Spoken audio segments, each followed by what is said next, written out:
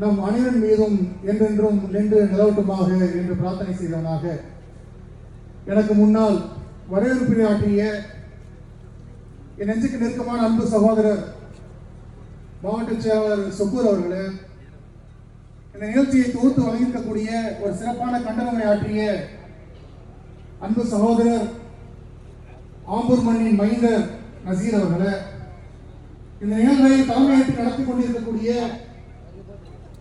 எங்களை எல்லாம் வழிநடத்தக்கூடிய முன்னத்திய அன்பு சகோதரர் ஏயாசாய் அவர்களே, எனக்கு முன்னால் ஒரு சிறப்பான கண்டனரை ஆற்றி இன்னும் சிறப்பாக பேசக்கூடியவர் நேரம் இல்லாத காரணத்தினால் அவரை சுருக்கமாக முடிக்க வைக்க வேண்டிய நிலை தள்ளப்பட்டுவிட்டோம். ஏனென்று சொன்னால் இங்கே இருக்கக்கூடிய உங்களுடைய அத்தனை பேருடைய குரலாக இங்கு ஒழிக்க வேண்டிய நேரம் இருக்கிறது.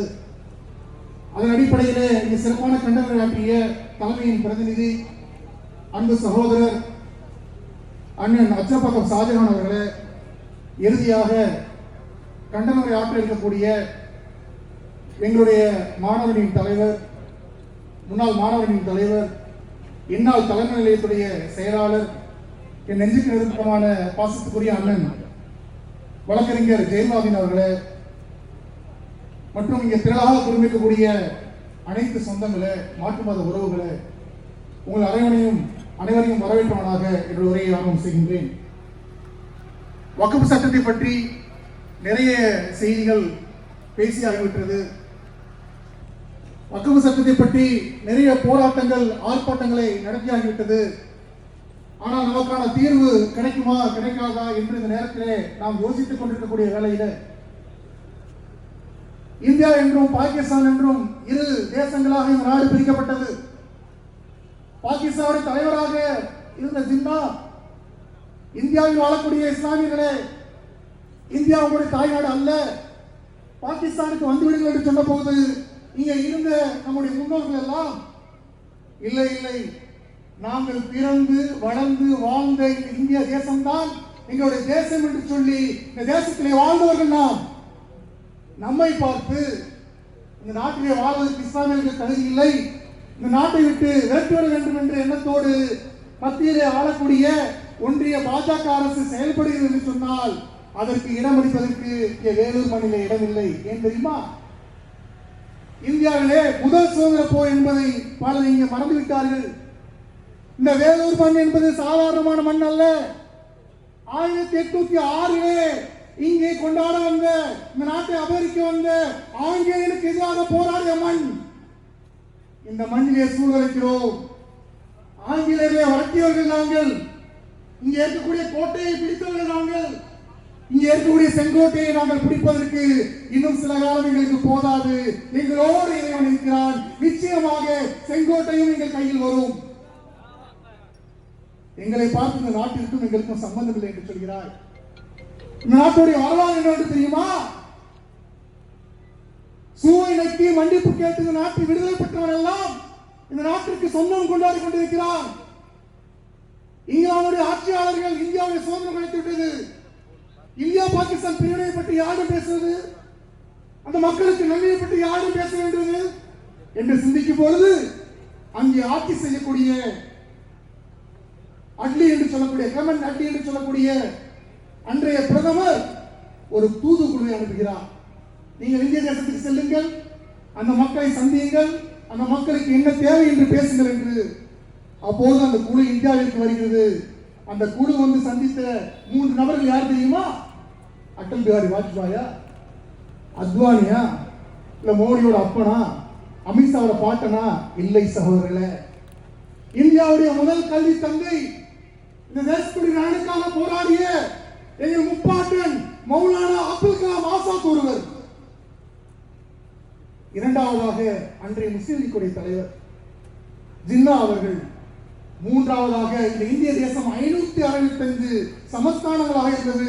அந்த 565 சமஸ்தானங்களுடைய பிரதிநிதிகளாக ஒருவர் பேசினார். அவர்தான் பீகாருடைய நவாப். 3 இஸ்லாமியர்கள் தான் இந்த இந்திய தேசத்தை எவ்வாறு வழிமுறை நடத்தி கொண்டு போக வேண்டும், இந்த நாட்டுக்கு என்ன தேவை, எங்களுக்கு என்ன உதவி செய்ய வேண்டும் என்று ஆங்கில தூதுக்குழுவிடம் பேசினார்கள். இதுக்குமே சம்பந்தப்படாத பின்வாசல் வழியா வந்து ஆட்சியை பிடிச்சு ஓட்டு மிஷின்ல ஓட்டையை போட்டு ஆட்சிக்கு வந்த உங்களுக்கே இப்படி இருந்து சொன்னா 332 ஆண்டுகள் இந்த நாட்டை ஆட்சி செய்து மக்களுடைய மக்களாக இருந்து மக்களுடைய கஷ்டங்களை வேதனையை புரிந்து ஆட்சி செய்த இஸ்லாமியர்கள் எங்களுக்கு எப்படி இருக்கும்?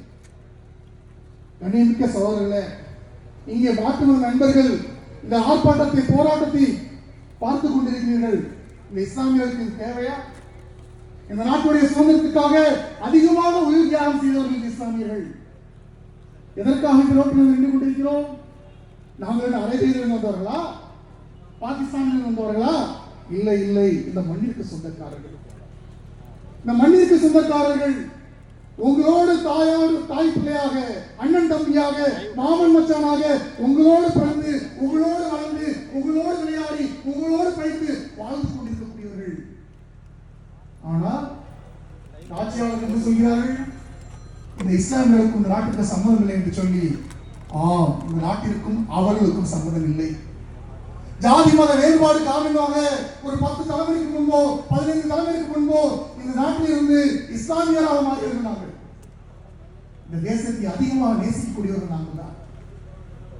இன்று வரை RSS அலுவலகத்தில் தேசிய கொடியில் ஏற்றப்படுவதில்லை. ஆனால் எங்கள் ஆம்பூரிலே எல்லா பள்ளிவாசலும் நாங்கள் தேசிய கொடியில் ஏற்றுக்கொண்டிருக்கிறோம். சுதந்திர தினத்தை கொண்டாடுகிறோம், குடியரசு தினத்தை கொண்டாடுகிறோம். ஆனால் எதையும் செய்யாத ஒரு கூட்டம் இந்த நாட்டில் இஸ்லாமியர்களை அடைத்து விரட்டி விட்டால், மீதம் இருப்பது கிறிஸ்துவர்கள், அவர்களையும் துரத்தி விட்டால், மீதம் இருப்பது பௌத்தர்கள், அவர்களையும் துரத்தி விட்டால், காலிஸ்தான்கள் தீவிரவாதிகள் என்று சீக்கியர்களை விரட்டடித்து விட்டால் சனாதனத்தை இந்த தேசத்தை கொண்டு வந்து விடலாம் என்ற ஒற்றை நோக்கத்தோடு வேலை செய்து கொண்டிருக்கிறார்கள். எங்கள் பெருமானார் நபிகள் நாயகம் ஸல்லல்லாஹு அலைஹி வஸல்லம் அவர்கள் இந்த மதத்திலே ஏற்றத்தாழ்வு இல்லை, மத பாகுபாடு இல்லை, முழு ஏற்றுமை இல்லை என்று சொன்ன காரணத்தினால் அடிமைத்தனத்தினை மீண்டு வருவதற்காக இஸ்லாமிய மார்க்கத்தை கொள்கையாக ஏற்றுக்கொண்டோம். நாங்கள் மார்க்கத்தில் கொள்கையிலே இஸ்லாமியாக இருந்தாலும் நாங்கள் இனத்தால் இந்தியர்கள், இந்த தேசத்தை விரும்பக்கூடியவர்கள், நேசிக்கக்கூடியவர்கள். எனக்கு முன்னால் பேசிய அச்சரபாகம் ஷாஜஹான் அவர்கள் சொன்னது போல, நீங்கள் எங்களுடைய மக்களிடத்திலே உங்களுடைய மாற்றுமத சகோதரரை சேர்ந்தவர்களை, மாற்றுமத சகோதரர் சொல்லுவான், அவன் நல்லவன் பரவாயில்ல, ஒரு RSS சங்கியை கொண்டு உள்ள சேர்த்து நினைக்கல. நாங்கள் கேட்கிறோம், காஞ்சி சங்கர மடத்திலே ஆம்பூரில் இருந்து நாங்கள் இதுவரை தருகிறோம். எங்கள் ஆம்பூர் நகரத்தை சேர்ந்த எங்களுடைய மாவட்ட தலைவர் நசீர் அவர்களையும், மாவட்ட செயலர் சுக்கூர் அவர்களையும் காஞ்சி மடத்திற்கு அங்கு இருக்கக்கூடிய அறக்கட்டளைக்கு உறுப்பினராக நாங்கள் தருகிறோம். நீங்கள் ஏற்றுக்கொண்டு விட்டால், அவர்கள் நீங்கள் அங்கீகரித்து விட்டால் வக்கப்புடன் யாரோட சேர்க்க, யாரோட சேர்த்துக்க. உங்களுடைய முழக்கம் என்ன? உங்களுடைய முழக்கம் என்ன? அயோத்தியை கைப்பற்றி விட்டாச்சு, இது என்ன? காசியும் மதுராவும் பாக்கிய. இன்றைக்கு ஏபியின் கொள்கையாக இருக்கிறது. ஒவ்வொரு பள்ளிவாசலா தோன்றான், நாங்க ஒழுங்கு செய்யற இடத்துல கொண்டு சிலையை வச்சு அந்த சிலை தான் இங்கதான் கடவுள் இருந்தார் சொல்லிட்டு இருக்கிறோம். எல்லா இடங்களும் கலவரங்களை உருவாக்க வேண்டும், மக்கள் ஒற்றுமையோடு வாழக்கூடாது, பிரிவினைவாதத்தை தூண்ட வேண்டும் என்ற நோக்கத்தோடு செயல்பட்டுக் கொண்டிருக்கிறார்கள். அனைவரும் காசியில் நடந்த பேர் சம்பவத்தை பற்றி பேசினார்கள்.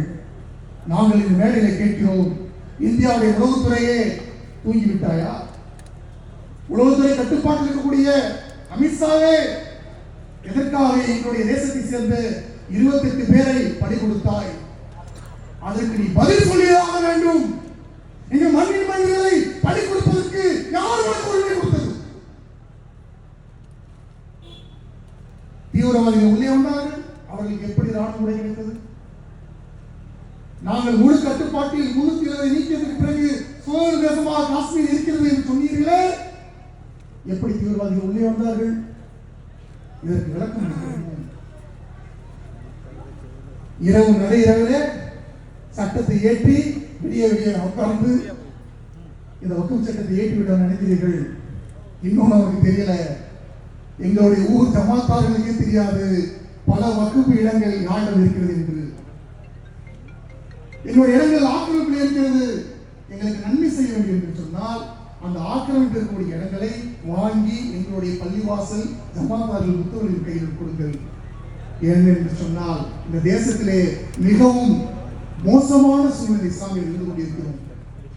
கல்வியிலே, வேலை வாய்ப்பிலே மிகவும் மோசமான நிலையில் இஸ்லாமியர்கள் இருந்து கொண்டிருக்கிறோம்.